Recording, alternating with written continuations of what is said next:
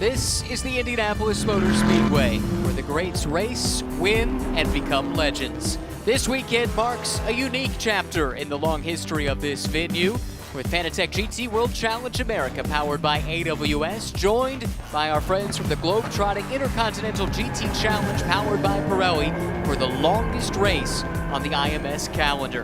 GT3 cars, 22 of them in all, from teams all around the world, with some of the top sports car drivers on the planet, have assembled here in the state capital of Indiana, and it is time to go pole shootout qualifying for the Indianapolis 8-hour here in the Indianapolis twilight.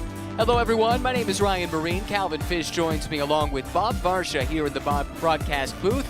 It's Amanda Busick down in the pit lane, where 10 GT3 cars are set to do battle in this rapid pole shootout. The 10 fastest from qualifying earlier today will have a chance to go for pole in one go-for-broke session. Let's get into it here, guys, because this is where we see the heroics. Some of the best GT drivers from the best teams in the best cars going toe-to-toe. Yeah, it's going to be fascinating. It's going to be light fuel load, get those Pirelli P0s bolted on, fresh out of the tire warmers or out of the ovens, and so many of the manufacturers represented in this top 10. It's an 8-hour race tomorrow, Bob, but everyone wants to sleep on sitting on that front row at least to start this race here tomorrow. Well, it's one of the oldest stories in motorsports. Your sponsors pay to be on the car. You want them to be in the Friday newspaper or in this or the Saturday headlines. Anything you can get them before the race is good, and there's an awful lot of bragging rights at stake here as well. These guys are competitive, and they want to show everyone who's the fastest gun at high noon. Let's go ahead and run through the 10 teams and drivers that will be taking part in pole shootout. Huber Motorsports from the Pro-Am class, they've nominated Lauren Heinrich for this shootout session. RS1 out of the Fanatec GT World Challenge America ranks has their hired gun for the weekend. Klaus Bachler slated to drive that car. WRT has a pair of cars in the shootout. Philip Ang will drive the number 30 BMW M4 GT3. Augusto Farfus will drive the 31. Fellow BMW team ST Racing has evidently nominated Samantha Tan to take this qualifying shootout. Wright Motorsports, Jan Halen will drive for them in their Porsche. Then for Mercedes-AMG Team Craft Bamboo Racing, Jules Gounon, a pole sitter here a year ago, gets the nod here this evening. Bimmer World's Robbie Foley. Sky Tempesta Racing has nominated Eddie Cheever III, son of 1998 Indy 500 winner Eddie Cheever Jr. And finally, for Mercedes-AMG Team Grupa M, it's Lucas Stoltz, who will drive the number 999 Mercedes here this evening. Good luck picking a favorite out of that bunch. There's some of the most rapid GT3 pilots in the world amongst this top 10. I think a little bit of strategy, with no disrespect to Samantha Tan, but certainly Neil Verhagen has a bit more pace than Samantha, but I think what they're looking ahead to is the race and knocking out some of that drive time early for Samantha and coming on strong in the second phase of the 8-hour event. 3 different classes here participating in the 8-hour. You have your Intercontinental GT Challenge pros. Those are true pro lineups with unrestricted driver ratings across the three driver crew. Then you've got the American Pro class cars. Those must include at least one silver graded driver in the lineup, and then a Pro-Am class that includes those racing for the Independent Cup and IGTC, as well as for the Pro-Am Championship in Fanatec GT World Challenge America powered by AWS. And all 3 classes are represented here in this pole shootout. The key is you can have your pro in right now, so even on some of those lineups where you have to have a silver or a bronze rated driver in amongst it for the race, you can elect to put your pro on board right now. So no one really has a distinct disadvantage in terms of being able to go for this pole position, but you got some of the top European teams, global teams here this weekend going up against some of our very best from the Fanatec GT Championship. So be a feather in the cap for either side of that group. And one final wrinkle heading into a night session, which we really haven't seen much of this weekend because of weather last night. Well, that wrinkle is the weather tonight. Reports, Bob, of some sprinkles down in the pit lane. That's right. Our Amanda Busick reported that it was starting to sprinkle a little bit. Of course, that came just after I told her there was no chance of rain. So we'll have to wait and see what happens. I mean, picking a winner in this situation is like picking a dish off your favorite restaurant's menu. I'll have that. No, wait a minute. This one. No, that one. It just, we'll have to wait it out.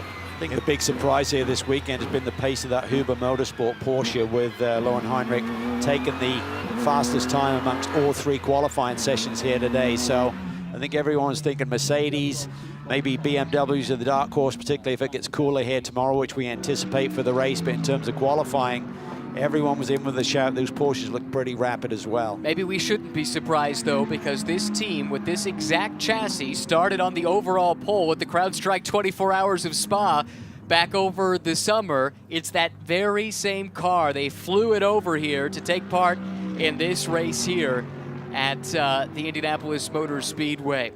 Interesting to note, a couple of cars either slow getting out, or one car in the case of the 28 from RS1 electing to come back into the pits here, Calvin, with only 12 minutes and 40 seconds left in this very brief 15-minute session. What do you make of this? Yeah, I'm unsure what the situation is there with Klaus Bachler behind the wheel. He had a pole position here just last month on this road course in a similar Porsche, so certainly one of the favorites here for this shootout. Let's see if they get the car back out there. Meanwhile, cars gradually get some tire temp. You see the car running really low there. Jules Gounon behind the wheel, going for his second consecutive Indy 8-hour pole here. Well, that's exactly what I was thinking, Calvin, is tires. You come into the pit lane, your tires are going to cool down, and you have to start the process of heating them up all over again. 12 minutes, Mark. Here we go, Jules Gounon. What a lap he had a year ago. This is a car that everyone in the paddock is talking about. You look at the lineup that they have put together, it is going to be one that you have to go through if you're going to win the Indianapolis 8-hour. Now, looks like it's been a pretty good start to this lap here for Gounon. He had a purple first sector, just lost that, went purple middle sector. Already has the fastest lap on record here in this session, but crosses the line there with a 1:23.304. That becomes the benchmark time for everyone else to shoot at. Purple first sector for Robbie Foley in the Bimmer World M4.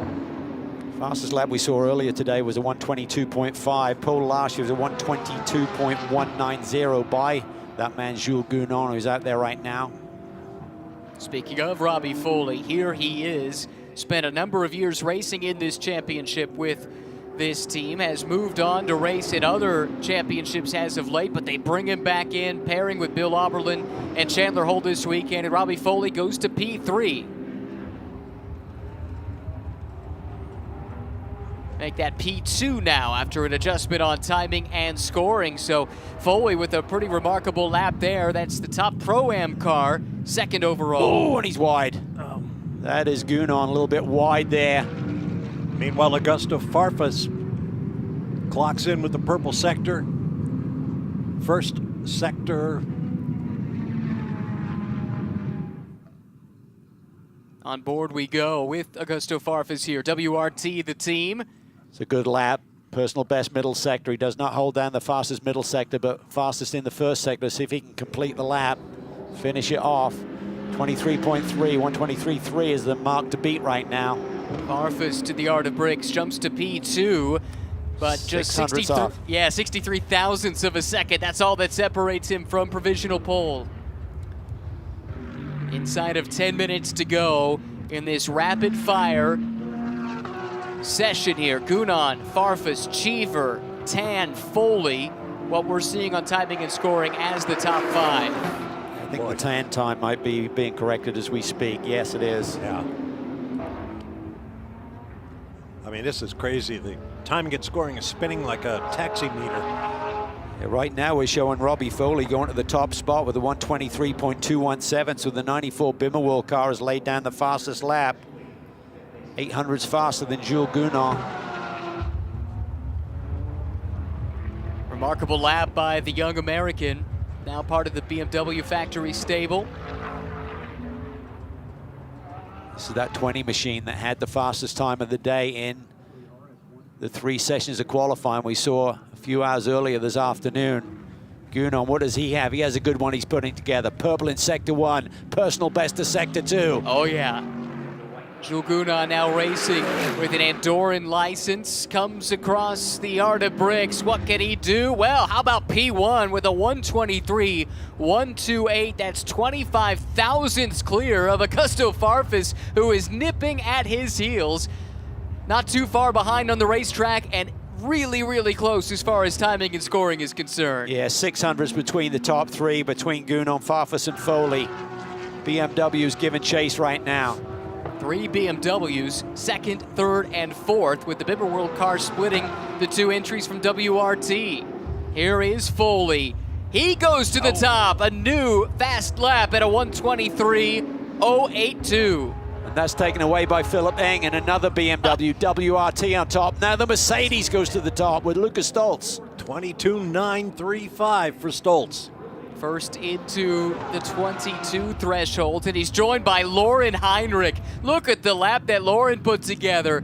Pole-sitting team from the CrowdStrike 24 Hours of Spa. Can they do it again? By 9 thousandths of a second. It's Heinrich over Stoltz. This racetrack is ramping up. You see Gounon a little bit slower, but 25 thousandths, but he's picked that up in Sector 2. Can he find anything in Sector 3 and get that car back onto the front row at least? This is our pole sitter from last year. Super small margins, fractions of a second, that's all it takes. Gounon does improve, but only to P4. Heinrich, Stoltz, and Gounon. Top Porsche. 5 separated by 15 100ths of a second. Porsche very much unheralded this weekend, but showing the way. Another Porsche here from Wright Motorsports with Jan Halen behind the wheel, putting together his personal best lap. Currently 8th, jumps around Cheever to get up to 7th. Less than 7 minutes to go.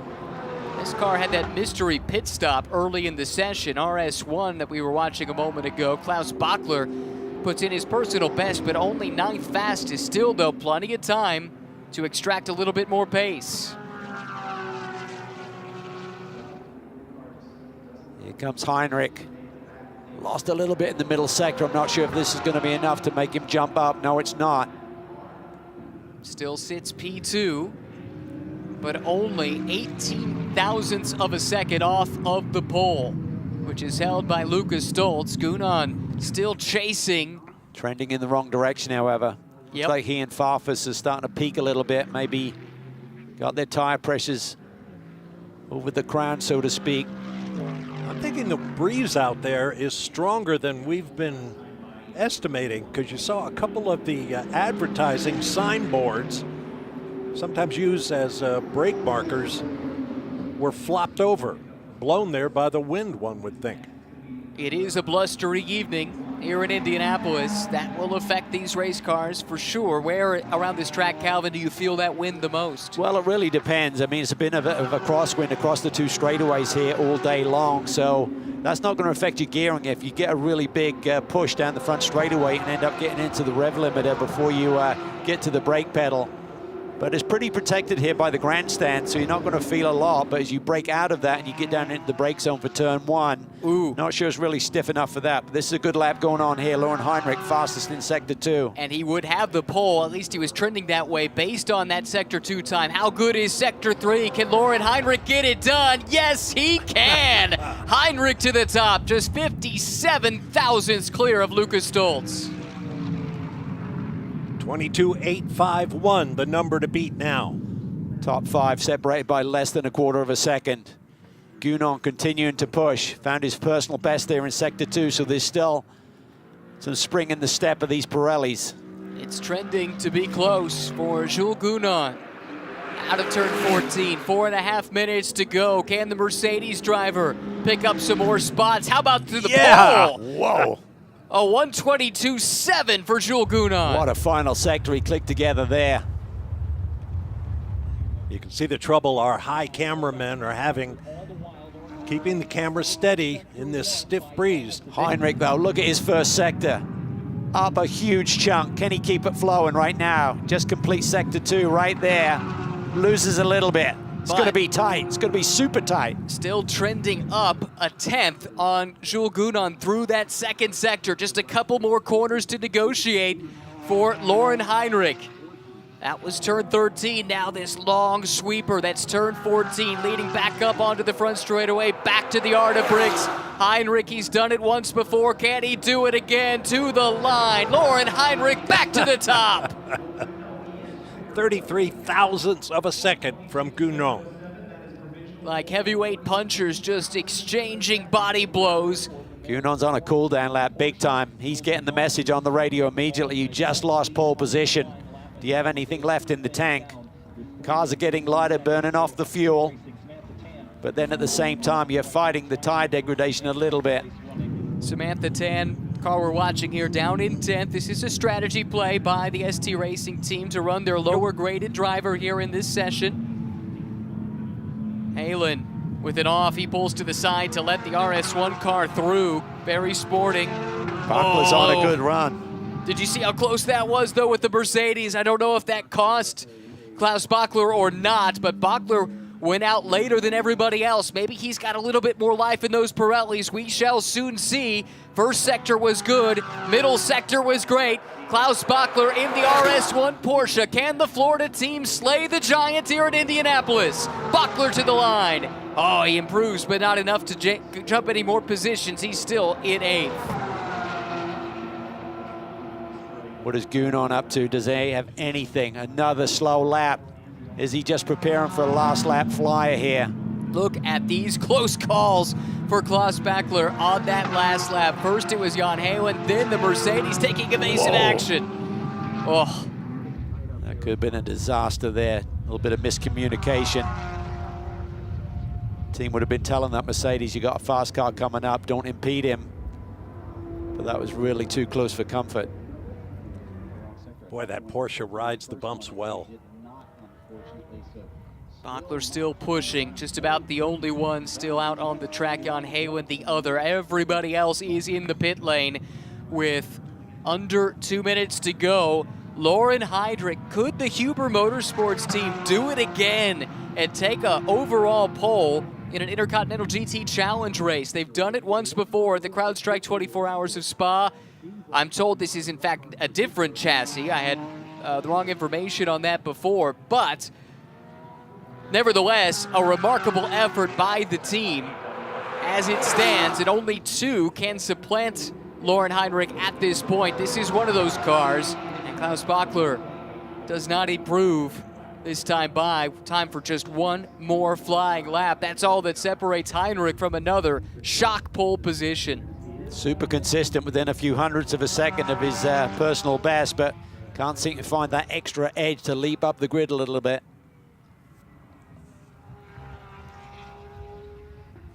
Bachler was very good through the middle sector. It was his personal best the last time. Just wasn't quite quick enough to make a dent. Continues to push. Yeah, I don't think it's enough.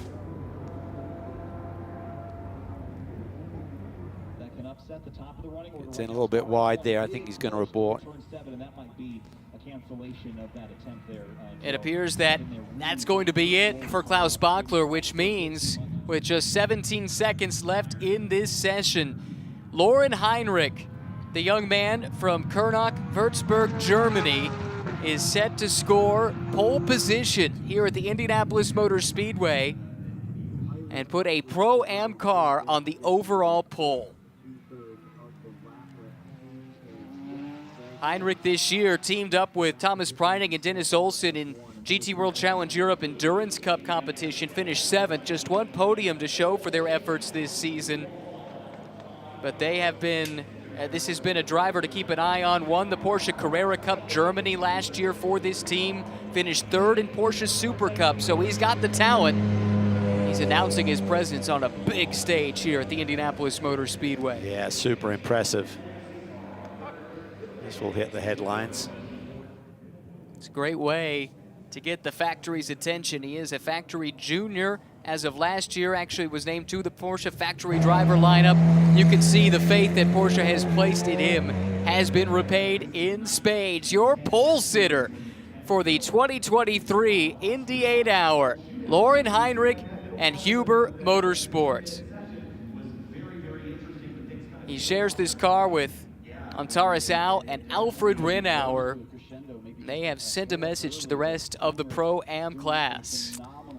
Yeah, massive pace there. How they're going to factor with their three-driver lineup against some of those stacked lineups will be interesting to see, but certainly in qualifying, what a stunner. 33 thousandths of a second, that was the difference. Porsche on pole ahead of a pair of Mercedes AMGs. Then you get to a trio of BMWs, with the Bimmer World team splitting the two from WRT. Wright Motorsports, RS1, SkyTip Hesta Racing, and ST Racing. That will be your top 10 in the Indy 8 Hour tomorrow. Down to Amanda. Oh, and Ryan, the celebration has been wild over here. Their very first trip across the ocean to Indianapolis for Huber Motorsports, and they take the pole at Indy. And Andres, your first trip to Indy as well. What are you guys going to say to Lauren after this? We got to buy him dinner. No, he's done a really good job helping the team, lifting the rest of the team, all the drivers up. So, kudos to him. Young man, massively talented, and happy to have him on board. I think we're doing well, but the race is long. So it's Terry's first trip to Indianapolis. We did tell him about St. Elmo's off camera, so we'll see if he ends up there tonight. But Alfred, when you think of race day now, how much promise does this give this team? I think it's pretty cool. It's the second pole position for Huber Motorsport this year in IGTC. Now we're looking forward for the race tomorrow. Hopefully we can continue this performance like this. What an excellent effort. We can't wait. Congratulations. Make sure they try the shrimp cocktail, Amanda. Wow. What a great result for this team. What a great result for this young driver, Lauren Heinrich, taking pole position for the Indy 8 Hour, but it was close. As expected, Mercedes flexed some muscle. Jules Gounon coming up only fractions of a second short. Lucas Stoltz as well. I think this Bimmer World team is going to be very proud of their qualifying effort. Fastest of the North American pros in splitting the two WRT cars. Yeah, for Robbie Foley, that's an excellent effort by him and that whole group. They struggled with the car here on the test day on Wednesday, so they turned the corner with that, got the car back in the window, setup-wise, and bodes well. And that team is unbeaten here at the Indy 8 Hour in GT4 and GT3 competition. Exactly right. So we look forward to the race tomorrow. We know how they'll line up. It's now time to race here with the Indy 8 Hour 2023 edition at the Indianapolis Motor Speedway.